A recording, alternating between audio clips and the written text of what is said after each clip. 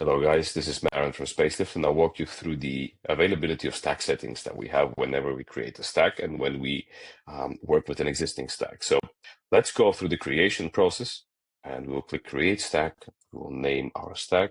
I will call it a random stack for the purpose of this video. We can then pick a space for the stack to reside in. We can pick labels and a description.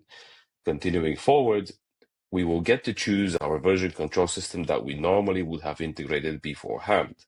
We have a choice for our repositories. We can choose any repository and then a particular branch. If you are using a mono repo, you can define the root folder of the mono repo here.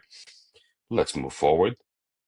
And then we are asked to pick our infrastructure vendor, or rather infrastructure provisioning tool. And then once we have our choice, we can, let's say Terraform, in this case, we can pick a particular version or define a range of versions, as well as import existing state files and configuring the state access.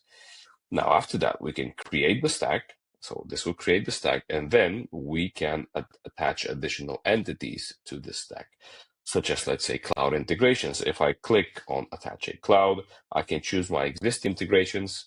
Now I can stick to AWS. I will give it read and write options. I will attach that integration, and yeah, we might get an error here, but you can attach any integration that you have existing here. I will continue, skip the summary, create the stack, and now show you an existing one. So let's jump into, let's say, this stack, and we can click on the three dots on top right, click on settings, and then we can work on different behaviors here as well.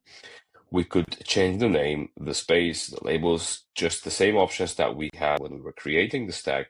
We can also change our version control system integration. We can even modify the behavior of the stack and add additional integrations.